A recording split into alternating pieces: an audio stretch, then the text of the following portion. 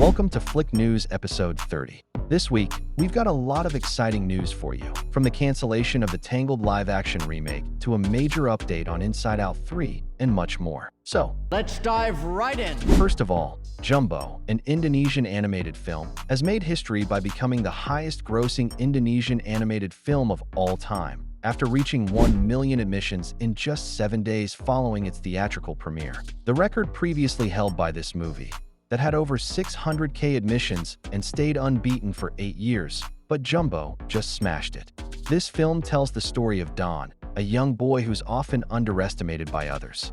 He plans to perform in a talent show with a stage play based on a cherished fairy tale book left behind by his late parents. But his plans are disrupted when a bully steals the book, and Don unexpectedly meets a mysterious young child seeking help to reunite with her parents. It sounds like a heartfelt adventure, and clearly, audiences are loving it. Disney has pushed many live-action remakes over the last decade, and Tangled was set to be one of the next in line. But according to a recent report from Variety, the live-action Tangled has now been indefinitely paused. While there is no clear reason why Disney paused the production, but it's believed that the decision is largely due to the underwhelming response to Snow White. And now whether Disney moves forward with it or not really seems to depend on how well Lilo and Stitch and Moana's live action does at the box office. If it's a hit, Tangled might get a green light again, but if not, it's clear Disney doesn't want to risk losing more money. Then Minecraft movie is dominating at the box office. It has the biggest domestic opening weekend ever for a video game movie with $157 million. And it opens with over $300 million globally, which is fourth biggest opening ever for a PG movie, even higher than Inside Out 2, which went on to earn $1.7 billion. And the peoples are going so crazy while watching this in theaters that police had to kick several kids out of the theater after their reaction to the chicken jockey scene. And one person even brought the actual chicken to the theaters.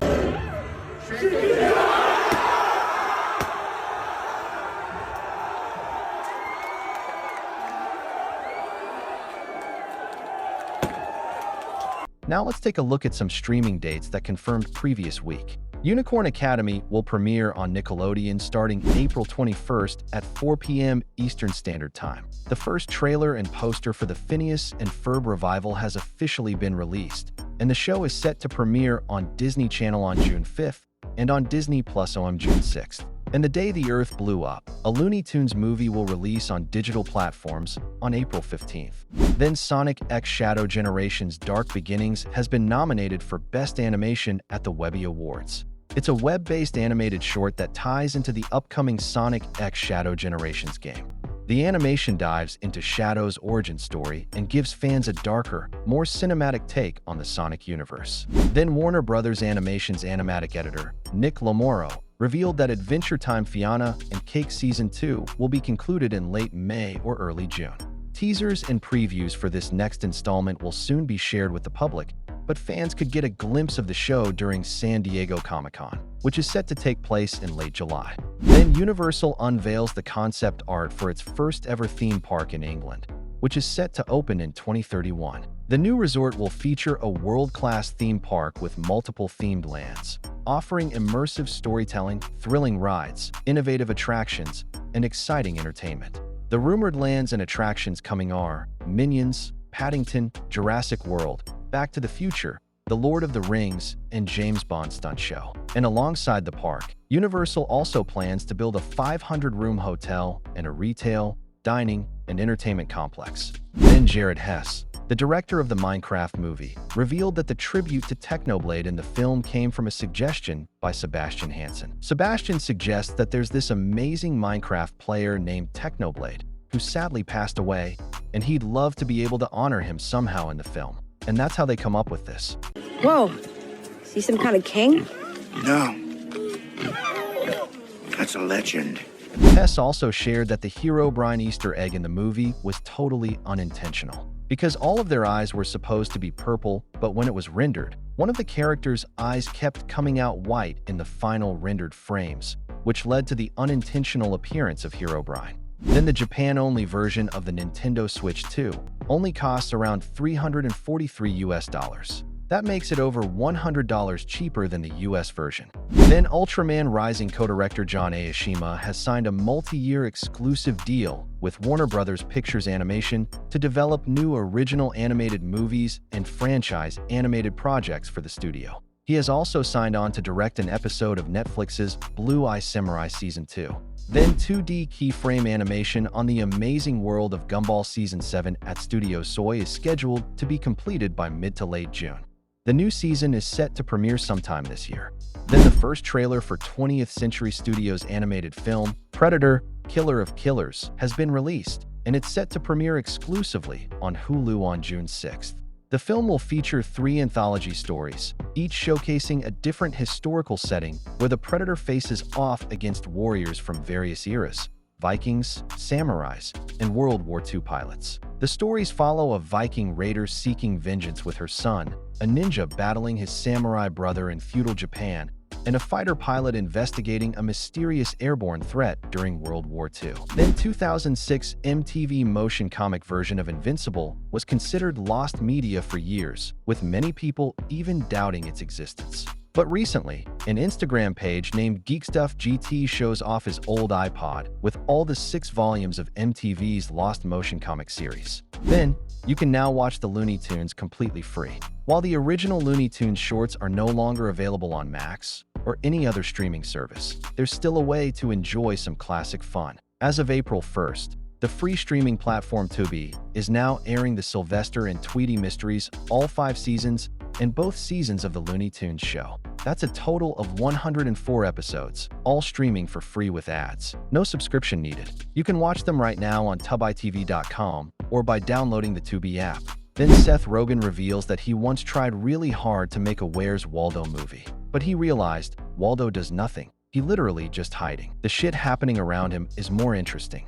He said, "Everyone's asking where's Waldo, but we're asking who's Waldo." If you don't know about Waldo, he is the character from the famous illustrated puzzle books, in which each page is a crowded, detailed scene, and your job is to find a character named Waldo, who's skinny guy wearing a red and white striped shirt, blue jeans, glasses, and a beanie. In the UK and some other countries, he's known as Wally, but in the US and Canada, he's Waldo. I posted this news on Threads and got a comment suggesting a cool concept for the movie.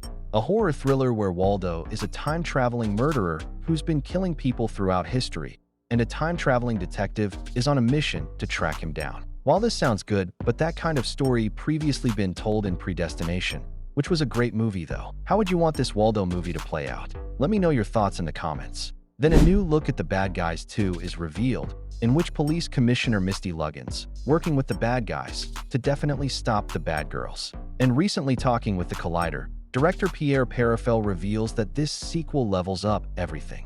Where the first film had Tarantino vibes, the sequel goes full Mission Impossible style for kids, with crazy stunts, big action, and locations like Egypt, LA, and the California coast. The first movie was a banger to watch, and I really enjoyed it. It seems like the sequel is going even bigger, with more action, more locations, and even crazier stunts. Can't wait to see how they top the first one. Then Paramount Pictures has officially confirmed the release date for the 3rd Angry Birds movie.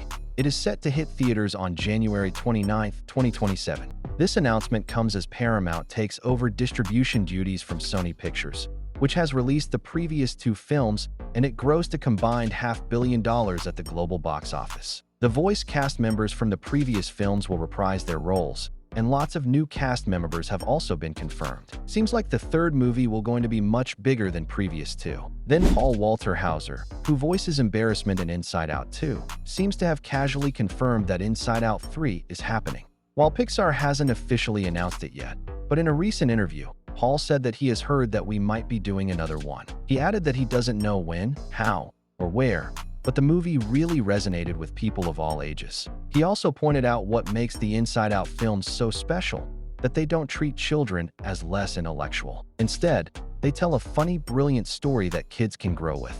As they get older, they'll start to catch more of the deeper jokes and themes, making the movie resonate in new ways. Honestly, with the massive success of Inside Out 2, a 3rd one feels almost inevitable. And if they keep the emotional depth and clever writing, it could complete a truly iconic trilogy. And that's a wrap for this week's news. If you're new to the channel, Make sure to subscribe and hit that like button. I'll see you in the next video. Till then, take care.